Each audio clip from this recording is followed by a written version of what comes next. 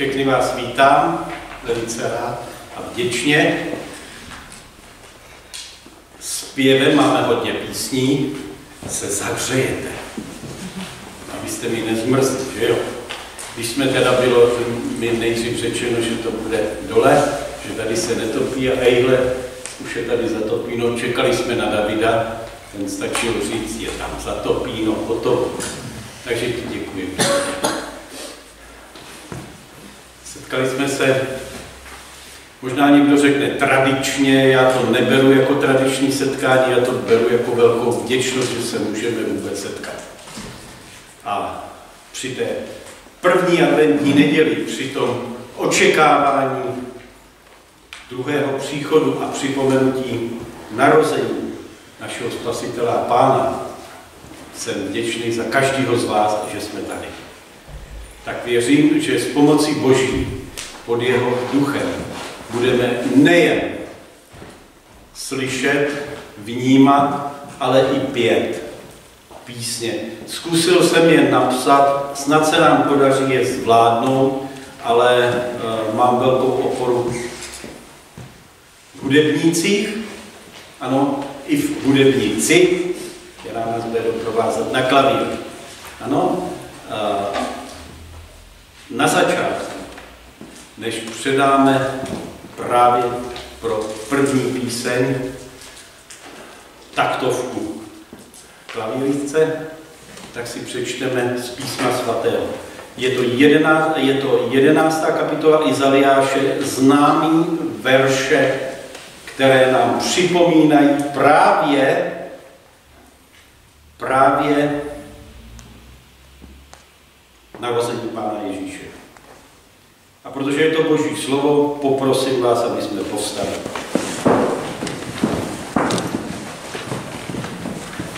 I vzejde proutek z pařezu Jíšajova a výhonek z jeho kořenů vydá ovoce.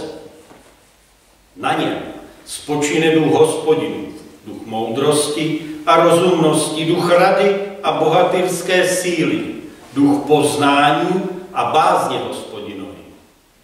Bázní Hospodinovou bude protchnut, nebude soudit podle toho, co vidí oči, nebude rozhodovat podle toho, co slyší uši.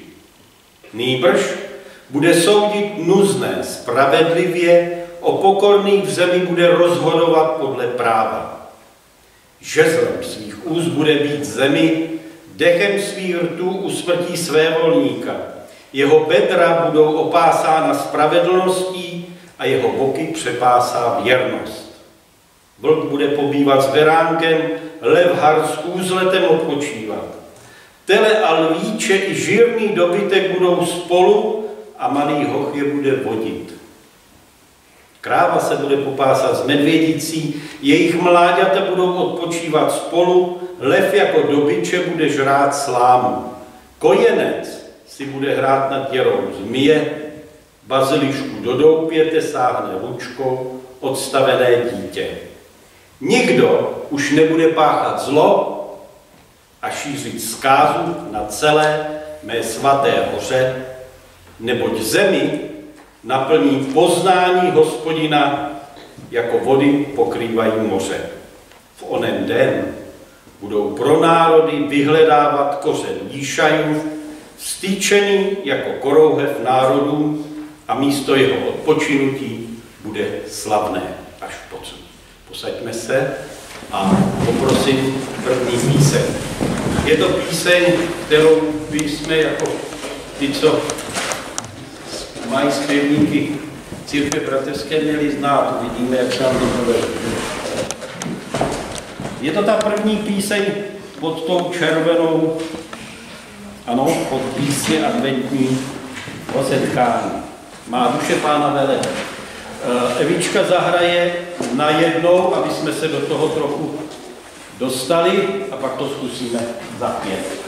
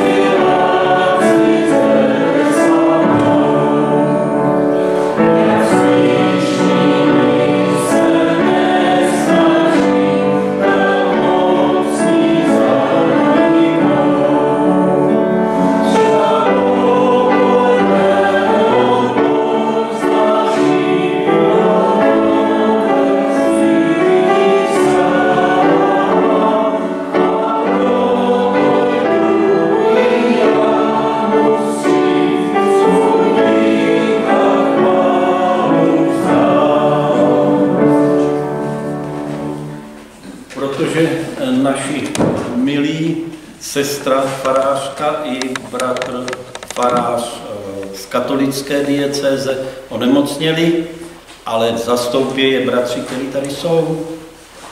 A mnohonásobně, podívejte se, jak už jim oči jdou nahoru.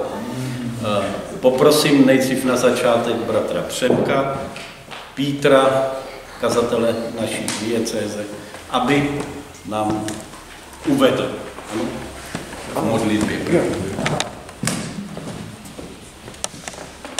Děkujeme, nebeský Otče, že máme co vyhlížet a že se máme o co opírat. Že máme k čemu zhlížet dopředu a že máme se na co ohlížet zpět. Že smíme vědět, že ty, kteří jdou za tebou, tak ti dojdou do místa, kde už opravdu nebudou problémy, kde otázky už nezůstanou nezodpovězeny a kde bolest už nebude mít žádnou moc zničit radost. Tak se, Pane, tam mnozí těšíme. A díky, že to bylo díky tomu, že se svatý Bůh stal člověkem, stvořitel dítětem. Díky za to. A tak dej, Pane, ať je během tohohle adventu, ať nám to i zůstane dál, aby ten náš pohled, který tak často nám strhávají věci jako starosti a jako i ty běžné radosti, ať nám vydrží na tobě, Pane. A ať, Pane, můžeme žít mezi těmi dvěma krásnými událostmi, které byly a které se stanou. Ať v nich můžeme žít, Pane, a dívat se na ně, brát z nich sílu, a těšit se a zakoušet tvoji přítomnost v našich životech. Amen. Amen. Prosím naše hudebníky, první dvě písničky, jak jdou zase. Ano?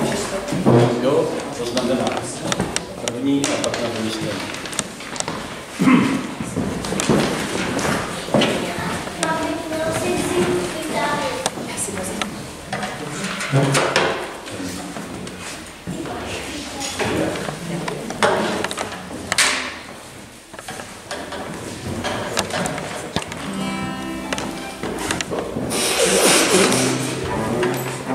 Tak ta první píseň je čistá jak studánka a druhá je jméno, které mám tak rád.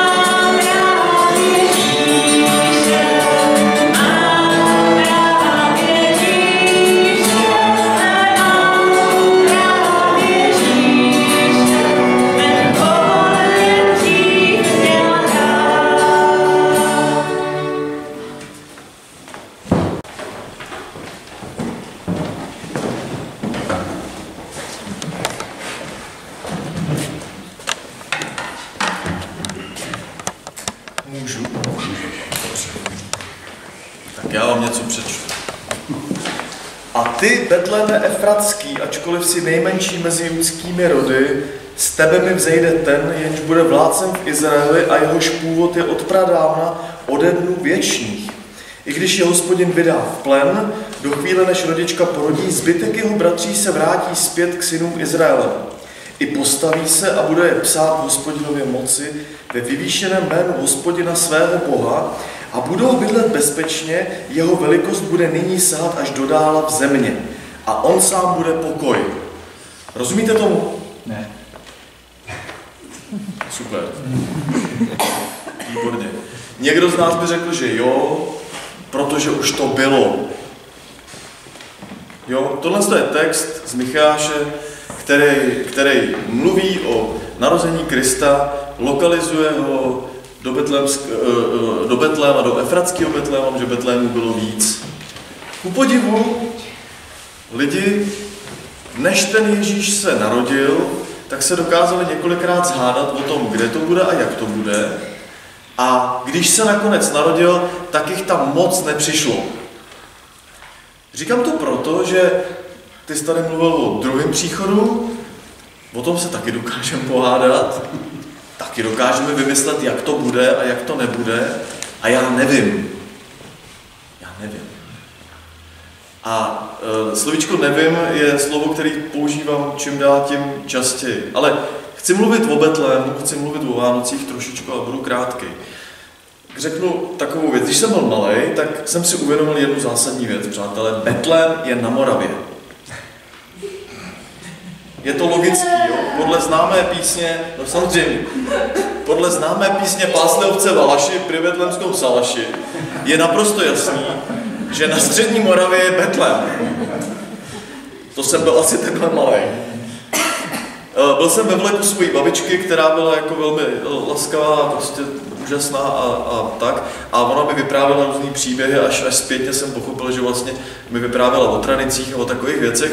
A prostě ta tradice mě tak jako hezky spoukla a vtáhla. A my jsme chodili ke svatému Ignácovi z Loyoly na Karlovo náměstí a jenom jsme nebyli věřící. A chodili jsme prostě do toho kostela, tam je Betlém. A mně vám bylo divný, že ty Moraváci mají turbany. To bylo divný, jako. Takže, když jsem tak jako malinko povyrost, asi takhle, tak jsem začal přemýšlet, jak je to s tím Betlémem, že mi došlo, že jako to úplně nesedí, protože možná, že Moraváci nosí turbany, ale velbou, kdybych tam nečekal. A tak jsem si jako uvědomil tou svojí jako trošku vzpůrnější dětskou myslí, že jsem to s nikým nekonzultoval, tak jsem si řekl, hele, on ten Betlém, to je takový univerzální místo vlastně, kam člověk o těch Vánocích má přijít, aby se tam jako schoval, aby tam jako dostal ty dárky třeba, nebo aby na něco přišel. No a pak jsem ještě jako vyrost, asi takhle, jak jsem teď, já jsem už zase menší, než jsem býval, ale... A tu jsem zjistil, že Betlém je v Izraeli. A že to je všechno mnohem složitější. Jako, jo? A že těch Betlémů bylo víc. A že jsou zatím proroctví. A že je to takhle a takhle. A že je potřeba študovat a nacitovat a já nevím co všechno, aby jsem jako pochopil a stalo se to v mý hlavě takovým poutním místem. Jako, že by bylo fajn, možná jste tam někdo z vás byli, jo, vypravit se jednou do Betléma. Neudělal jsem to. Nebyly prachy, ale já jsem ve finále rád. Já jsem totiž vlastně během toho svého přemýšlení prošel takovýma 3 fázema toho, jak my vnímáme Pána Boha, nebo vnímáme tradici, nebo vnímáme ty symboly, které jsou okolo nás. A ten první a ten třetí přístup, tenhle, ty jsou snadný. Totiž chytnout se tradice a nechat se něčím vláčet, takovým tím sladkovolným, jako... To je snadný, u toho se totiž nemusí moc přemýšlet a ty dárky vždycky nakonec jako nějak přijdou a ten Betlém už jako někde stojí a vy se na něj prostě přijdete podívat, nebo se tam nejdete podívat a pak máte černý svědomí, tak tam pak jdete 2krát, nebo něco takového. A teď si to samozřejmě převeďte do nějakých jiných věcí, to není jenom uchození do Betléma. A nebo naopak, na to použijeme ten svůj fištron, jo? Jako jak to je potřeba to vymyslet, namyslet, promyslet. Teologie, knížky, tamhle hádky. Pavel říká hloupé spory o zákon. A člověk pak zjistí, že prostě jenom jako hledá další chytrost a další chytrost. Ten prostřední názor, tenhle jsem si najednou uvědomil, že by možná, že jako jak jsem byl malej a v něčem úplně blbej, tak tohleto se mi docela povedlo, si myslím. Že vlastně Betlém je místo v tom univerzálním slova smyslu. Malinký Betlém. Betlém je efratský, ačkoliv si nejmenší mezi judskými rody. Ten malinký Betlém to je místo, do kterého my bychom se během toho adventu měli usebrat. Měli bychom tam najít ten klid. Měli bychom si dát ten čas, jako dorazit za tím spasitelem. Nebo tam, kam prostě potřebujeme. Aby to neskončilo hádkou už ty večerní večeře, jo? Protože víte, jak to většinou chodí o Vánocích.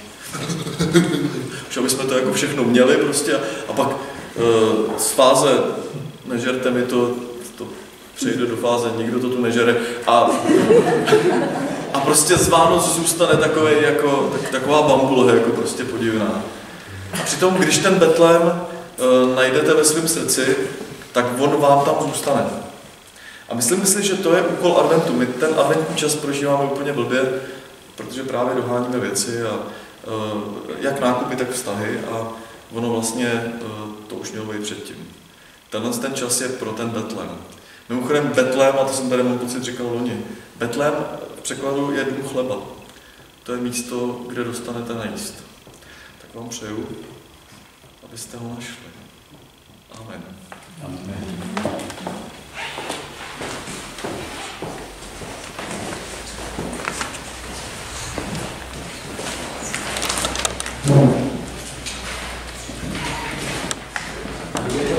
Chráň mě ty, dej ruku a pak chudé stáň za Betlém.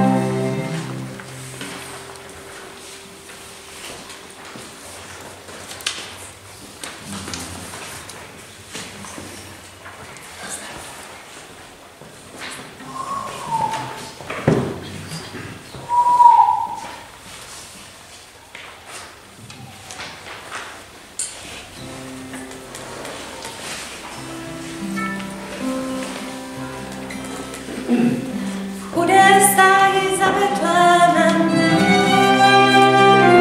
naplněné slávou sedem,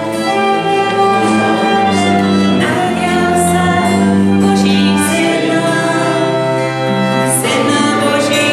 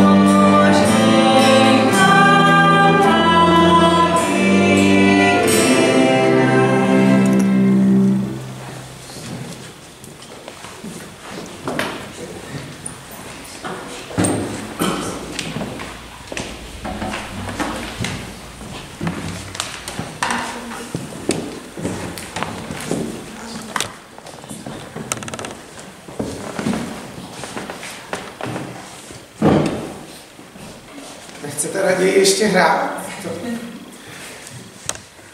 Já také přečtu kousíček z písma. Sestoupí na tebe Duch Svatý a zastíní tě moc nejvyššího. Odpověděl Marii anděl. To svaté dítě, které se narodí, proto bude nazýváno Syn Boží. Často nejlepší věci přicházejí v malých nenápadných dárečkách. Když rodina sedí u stolu, jsou tam děti a teď se koukají na stromeček, tak mám na vás otázku, který dárek úplně instinktivně si myslíte, že děti zhruba tak ve věku Simíka a který z těch dárků si vyberou jako první? Ten největší, samozřejmě. Oni nevydrží zvědavostí, protože žijeme ve společnosti, kde se říká, že větší je vždycky lepší. Když to tak není pravda. Větší auto nemusí být vždycky nejlepší. Větší člověk nebývá vždycky silnější než ten menší. Nás fascinuje obal a láká nás. Protože slibuje, že něco lepšího je i vevnitř. Ale ne vždycky to tak je. Protože často ty nejlepší věci přijdou v malých nenápadných dárečkách. Vemte si ty první Vánoce. Pastýři. V podstatě takový bezdomovci. Moderní. To není moc okázalé publikum pro Vánoce. A nebo si jenom přemýšleli jste někdy nad myšlenkou. Já si říkám, jestli by to nebylo náhodou rouhání říct, že stvořitel celého světa se právě pokakal a potřebuje přebalit plínku. napadlo vás někdy, jak je to možné, že ten, který vymyslel a konstruoval to, jak se ohýbá časoprostor a gravitace v černých dírách, tak se ještě nenaučil říct mama. To jsou první Vánoce.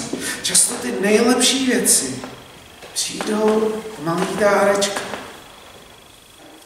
Jedna malá dívka se narodila slepá. A když lidé okolo ní povídali, jak krásné je modré nebe, jak krásné je zlaté slunce, jak je to ohromné pozorovat, když se vlny tříští o útesy, bylo to jako bodání do srdce, když to poslouchal. A stávala se víc a víc zahořklá. To my někdy máme, když máme pocit, že druzí mají něco, co my teda nemáme. A takže ta dívčina byla plná hořkosti, protože ostatní měli to, co ona ne. Ona byla slepá, ostatní viděli. A jednou ji potkal jeden muž. Pomyslel si, je úžasná. Líbila se mu taková, jaká je. A dal jí přesně to, co všichni potřebujeme. Měl jí rád. A on byl jediný, kterého ona neodmítala. Protože i když to nemohla vidět, cítila, že ji opravdu miluje. Protože to poznáte. I když to nevidíte, že vás má někdo opravdu rád. A ona mu řekla, já tě mám taky ráda. A moc ráda, kdybych viděla, hned bych si tě vzala. Hned bych si tě vzala, kdybych viděla. Ale nemyslím, že by bylo správné, abych si tě takto, jak jsem, vzala. A on jí řekl, nemusíš vidět, aby si z mě mohla vzít. Já tě mám rád takovou, jaká jsi. Jenže ona mu řekla, já vím, že tobě by to nevadilo, ale já to prostě nedokážu. Ale kdybych tak mohla vidět, vzala bych si tě. Protože ty jsi na mě tak hodný, jsi skvělý, jsi důvod, proč žiju s tebou, mě život dává konečně smysl. Kdybych tak mohla vidět, hned bych si tě vzal. Jednoho dne za ní přišel a říká jí, dostal jsem právě skvělou zprávu od doktora. Představ si, našel se dárce.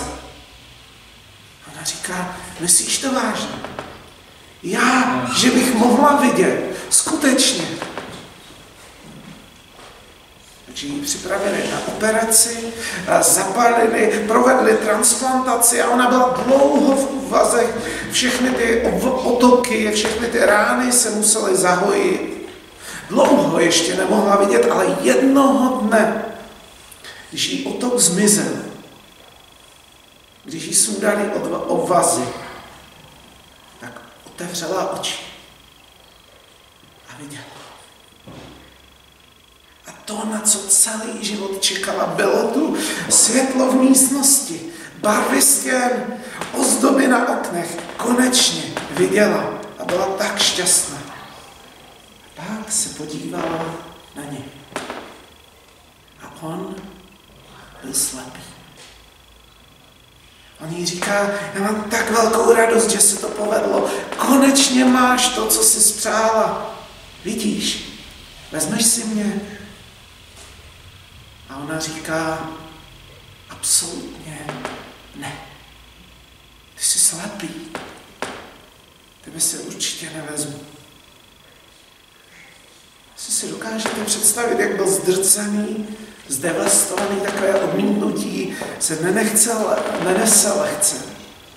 Ale když vzal hůlku slepeckou a pomalu odcházel, tak se otočil na ní a řekl jí, i když jsi se ke mně obrátila zády, doufám, že budeš mít radost z mého daru. On nebyl jenom její milý, ale také dárce. A ten jediný důvod, proč byl slepý, bylo, aby ona mohla vidět. věci. Často přicházejí v malých balíčcích a proto je nevidíme. Možná jsi naštvaný na tátu, ale představ si, že pokud bys neměl otce, tak by na tvém místě neměl kdo být naštvaný. A možná jsi naštvaný na své děti, ale zkus si představit, že zazvonil telefon a řekli ti, že se zabili v autě a najednou cokoliv tě teď rozčiluje, aby ti přišlo směšné. Ty první Vánoce tehdy vypadaly hrozně nenápadně. Ale Bůh je fanouškem přesně takových malých věcí. Semínko hořčice, ze kterého vyroste strom, trocha kvasu, které prokvasí celé těsto. Bůh se stal miminkem, nenápadný dáreček lásky, který ale má moc proměnit celý svět. Amen.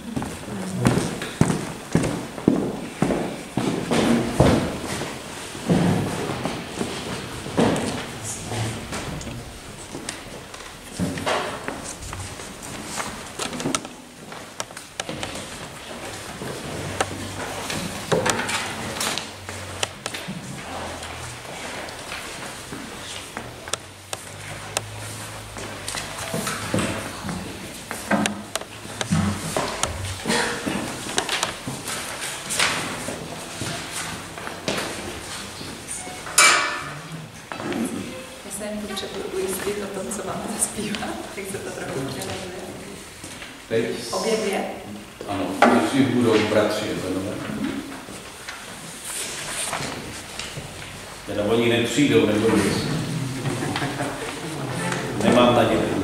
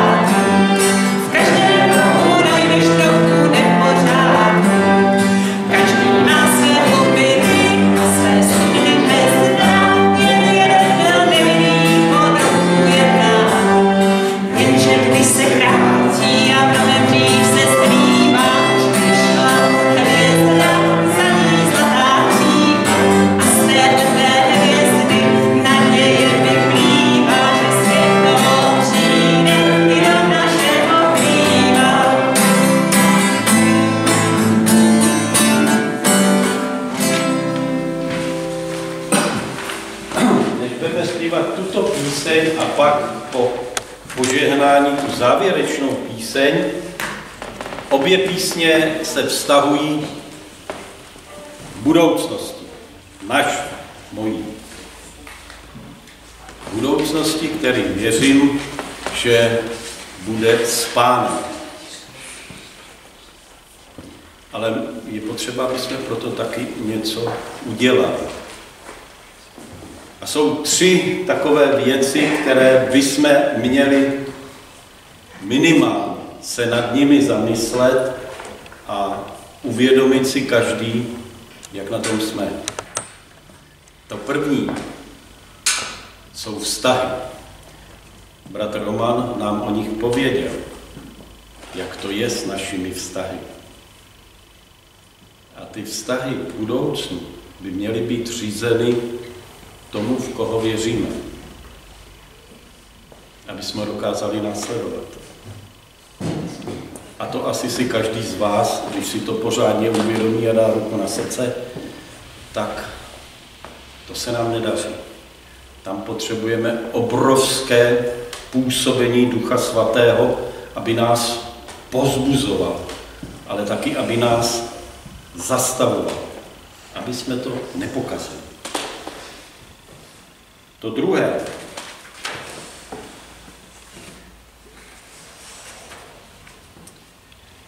Každý z vás určitě ví, na čemu záleží. Když to převedeme do jiného slova, tak je to hodnota. Budoucí hodnota. Já mohu říct, že se těším na místo, kde bych rád byl. To místo připravil pro každého ze svých věrných Pán Ježíš Kristus. Jdu, abych vám připravil místa. Budoucí hodnota, na čem mi skutečně záleží, o co mu kráčí, co je smyslem mého života. A to třetí je to, co přichází, to je budoucí čas. A já bych, tak jak už jsem řekl při té budoucí hodnotě, rád připomenul, aby ten čas jsme byli s Pánem, v kterýho jsme uvěřili, kterým uvěřujeme a který s náma dělá zázraky každý den. A tak, jak nám bratr Přemysl připomněl, maličkosti, malé věci jsou někdy mnohem důležitější než velké věci, mega věci. Myslíme na to nejen v tom dnešním adventu. Ať nás to zasahuje a provází nás to na té naší pozemské cestě, věřím, každého z vás s Pánem Ježíšem.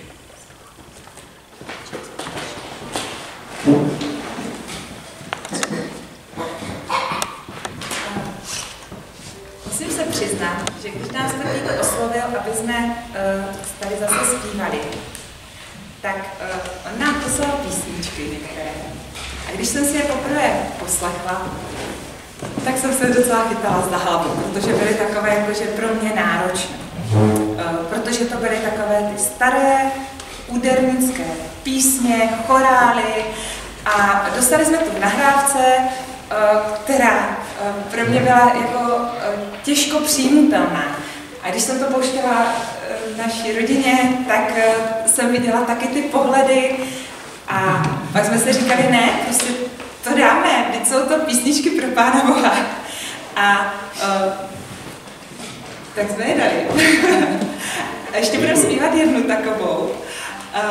Jsme si malinko upravili, aby nám to šlo z pusy. A jako děláme to rádi. A my teda ještě bychom k těm písničkám, k té jedné, rádi ještě pak přidali jednu, jestli můžeme. Určitě. Budu rád. A nejdu.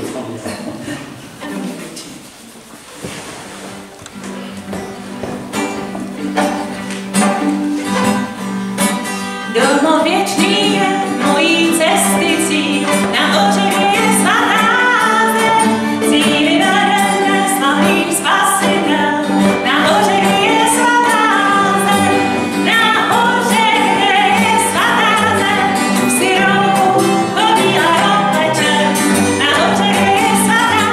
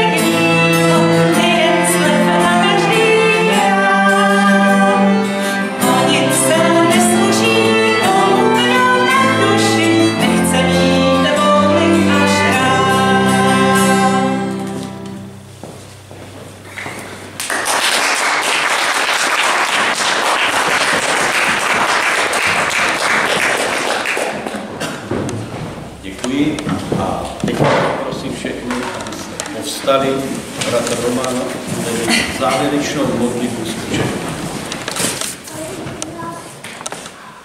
Pane Bože, já jsem ti vděčný za setkání před tebou a s tebou. Jsem ti vděčný za to, že je nás víc než 2 nebo 3 a že jsi uprostřed nás. Jsem ti vděčný za to, že vstupujeme do doby adventu, který pro nás může být příležitostí, tak jako myslím si, že každý potřebujeme impuls pro změnu, každý potřebujeme impuls pro hledání pokoje a každý potřebujeme impuls pro to, aby jsme dokázali žít ve světě, který je čím dál tím složitější.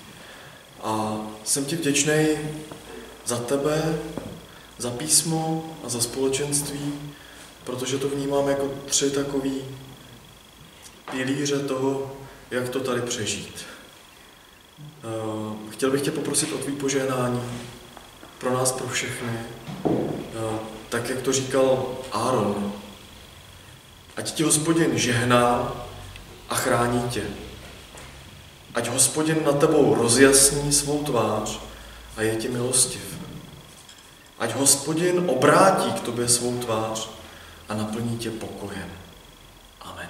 Amen. Posaďte se a závěrečnou píseň Víčko, prosím.